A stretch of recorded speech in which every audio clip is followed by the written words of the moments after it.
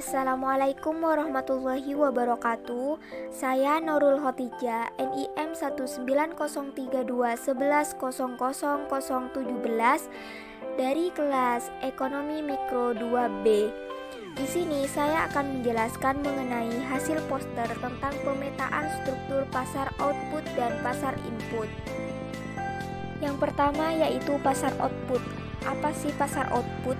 Nah, pasar output adalah pasar yang memperjualbelikan suatu produk, barang, atau jasa sebagai hasil produksi perusahaan. Pasar output ada 4, yaitu pasar persaingan sempurna, kedua pasar monopoli, ketiga pasar monopolistik, yang keempat pasar oligopoli. Yang pertama yaitu pasar persaingan sempurna.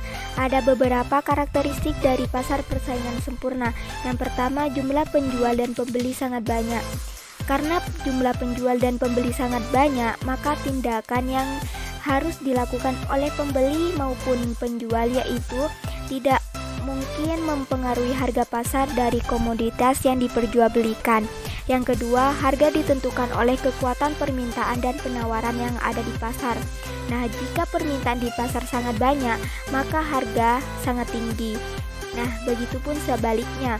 Jika penawaran sangat banyak, maka harga sangat rendah. Yang ketiga, barang yang di pasar sangat homogen. Jadi dari penjual A dan B, barangnya yaitu sama. Yang keempat, pelaku mudah keluar masuk pasar. Nah, jika penjual merasa banyak keuntungan, maka penjual mudah masuk pasar. Begitupun sebaliknya. Yang kelima, pelaku pasar memiliki informasi yang sempurna tentang kondisi pasar. Selanjutnya yaitu kurva pada pasar persaingan sempurna. Pada garis vertikal merupakan harga yang dilambangkan dengan P, dan pada garis horizontal merupakan barang yang diminta yang dilambangkan dengan Q. Dalam pasar terdapat pertemuan permintaan dan penawaran, dan harga yang terbentuk ketika kurva permintaan dan kurva penawaran saling berpotongan. Pada harga keseimbangan merupakan P bintang dan barang yang diminta merupakan Q bintang, di mana hal itu berada proses tawar-menawar terhadap konsumen dan produsen yang ada di pasar.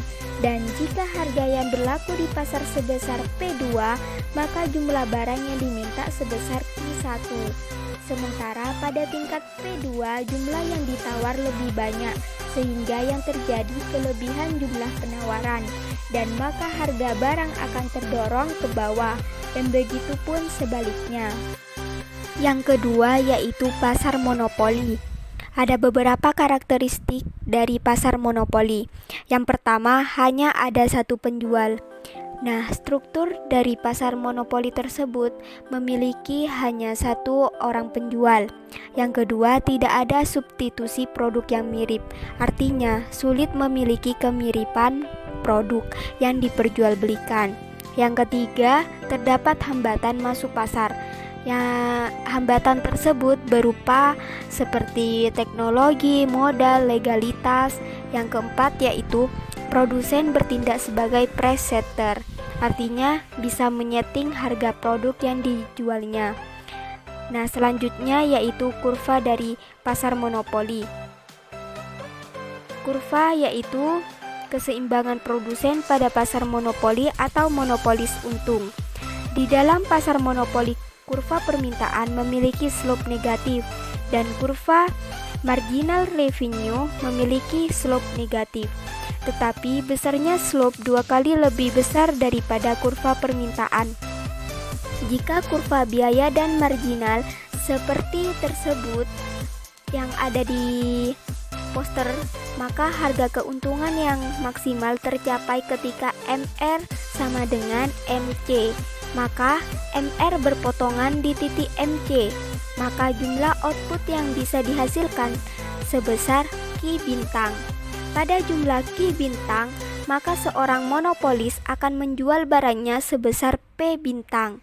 Dalam hal tersebut, maka penerimaan seorang monopolis sebesar OQ bintang B, dan P bintang. Sementara untuk menghasilkan O Ki bintang, biaya yang harus dikeluarkan sebesar OA, sehingga jumlah yang harus dikeluarkan sebesar OA C Ki bintang. Maka dengan itu monopolis mendapatkan keuntungan sebesar A, C, B, dan P bintang. Yang ketiga yaitu pasar monopolistik. Ada beberapa karakteristik dari pasar monopolistik. Yang pertama, di dalam pasar terdapat banyak perusahaan. Nah, tetapi tidak sebanyak di dalam pasar persaingan sempurna. Pasar monopolistik jumlah perusahaannya cukup banyak tetapi tidak sangat banyak. Yang kedua, komoditas yang dihasilkan oleh perusahaan berbeda karakteristik. Seperti contohnya pasar sampo, pasar sabun, pasar baju, masing-masing produk memiliki karakteristik yang berbeda-beda. Yang ketiga, perusahaan mempunyai sedikit kekuasaan mempengaruhi harga. Hal ini disebabkan karena jumlah perusahaan cukup banyak, sehingga perusahaan tersebut memiliki kekuasaan dapat menentukan harga, tetapi kekuasaannya sangat tidak mutlak, yang seperti di dalam pasar monopoli. Yang keempat, rendahnya hambatan memiliki pasar. Artinya, produsen yang ada di pasar merasa untung, maka dengan mudahnya masuk ke dalam pasar. Yang kelima, persaingan promosi penjualan sangat aktif. Nah, jadi promosi yang ada dalam pasar monopolistik merupakan sarana paling efektif untuk memikat konsumen. Selanjutnya yaitu kurva dari pasar monopolistik. Bentuk kurva monopolistik mirip dengan bentuk kurva monopoli, hanya saja perbedaan kurva permintaan pada pasar monopolistik lebih elastis. Lereng bentuk kurvanya lebih landai dibanding pasar monopoli. Kemudian keuntungan pasar monopolistik terbentuk manakala terjadi persamaan antara marginal cost dengan marginal revenue. Jadi pada kurva MR dengan MC bertemu di titik E, maka jumlah barang yang dihasilkan sebesar Q bintang, sementara jumlah harga sebesar P bintang. Dan sementara itu seorang monopolistik menghasilkan produk Q bintang dengan biaya sebesar OC, sehingga ketika ditotal biaya yang dikeluarkan sebesar OQ bintang, B, dan C, sehingga keuntungan yang didapatkan C, P bintang, A, dan B. Yang terakhir yaitu pasar oligopoli. Ada beberapa karakteristik dari pasar oligopoli. Yang pertama, menghasilkan komoditas standar atau komoditas berbeda corak. Ada kalanya perusahaan dalam pasar oligopoli menghasilkan komoditas standar seperti industri bahan baku, industri baja, dan sebagainya.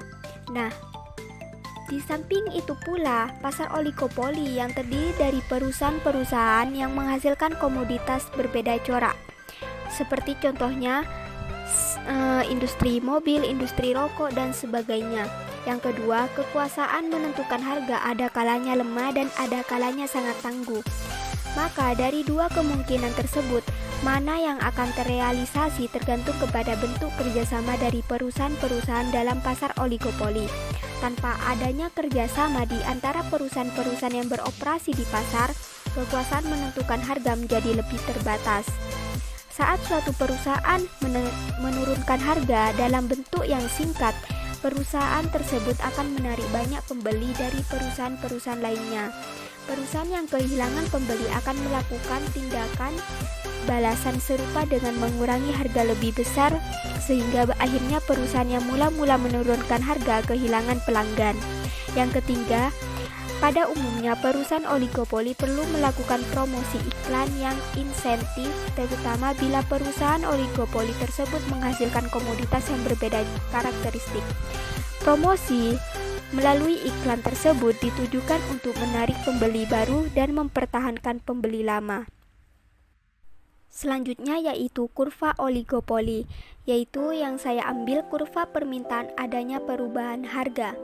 Nah, pada kurva D1 menggambarkan permintaan yang dihadapi oleh sebuah perusahaan oligopoli bila dimisalkan perusahaan-perusahaan lain tidak melakukan perubahan harga walaupun perusahaan yang pertama melakukannya, sedangkan kurva D2 adalah permintaan yang dihadapi sebuah perusahaan oligopoli bila dimisalkan perubahan harga yang dilakukannya diikuti langkah yang sama oleh perusahaan-perusahaan lain.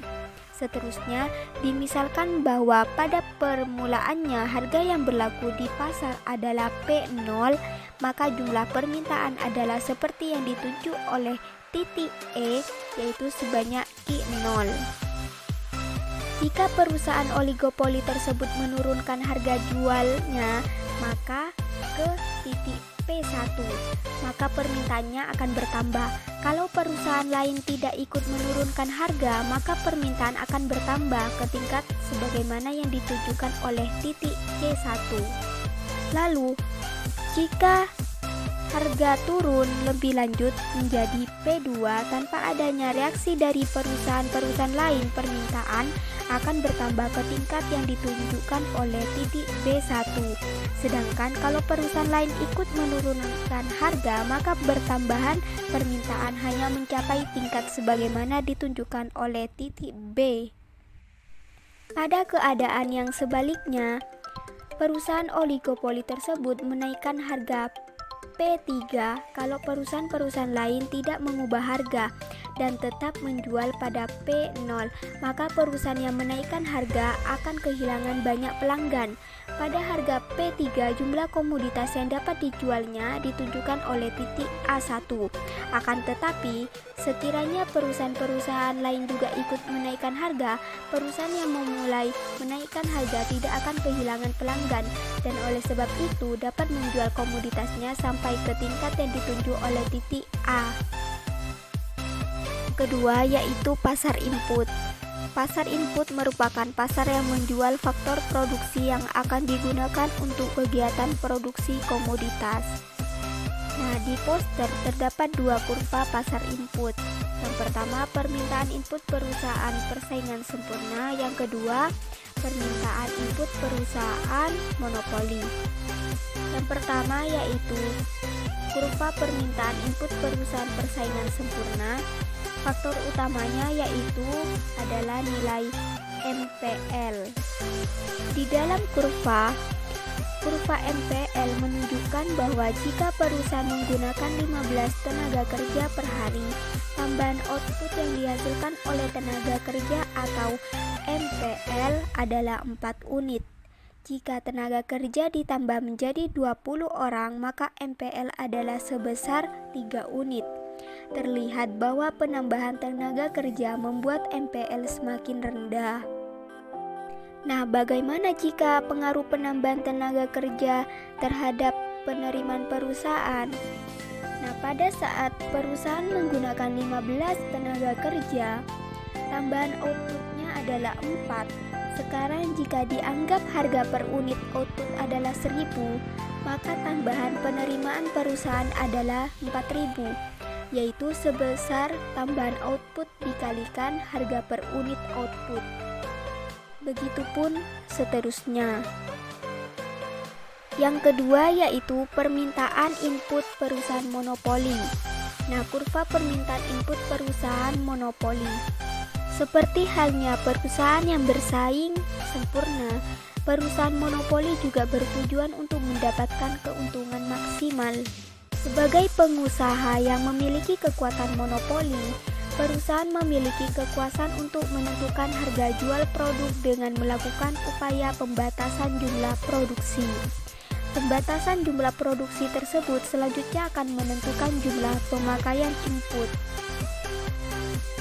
Perusahaan monopoli akan terus menambah jumlah pemakaian inputnya sepanjang tambahan penerimaan yang diperoleh dari penambahan input tersebut masih lebih besar dari biayanya yang dalam hal ini adalah upah tenaga kerja atau dilambangkan dengan W. Diasumsikan pada kurva, jika MRPL lebih besar W, maka monopolis masih berkesempatan meningkatkan keuntungannya dengan menambah jumlah pemakaian tenaga kerja. Sebaliknya, jika MRPL lebih kecil dari W atau tenaga kerja, maka monopolis harus mengurangi jumlah pemakaian tenaga kerja untuk memperoleh keuntungan yang maksimal. Dengan demikian, keuntungan maksimal akan diperoleh jika MRPL sama dengan tenaga kerja kali MRPL. Menunjukkan kurva permintaan input bagi perusahaan monopoli tersebut.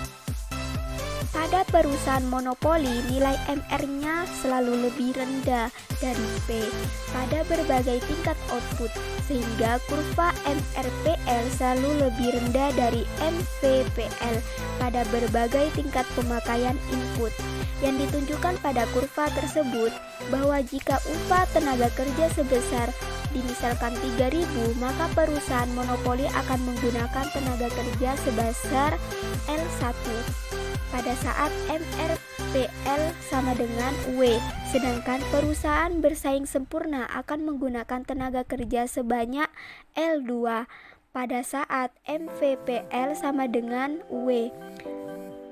Terlihat pada kurva bahwa L1 lebih kecil dari L2, sehingga dapat dimengerti mengapa jumlah output perusahaan monopoli lebih sedikit dibandingkan output yang dihasilkan oleh perusahaan bersaing sempurna. Itu saja dari penjelasan mengenai hasil poster tentang pemetaan struktur pasar output dan pasar input. Kurang lebihnya mohon maaf. Terima kasih. Wassalamualaikum warahmatullahi wabarakatuh.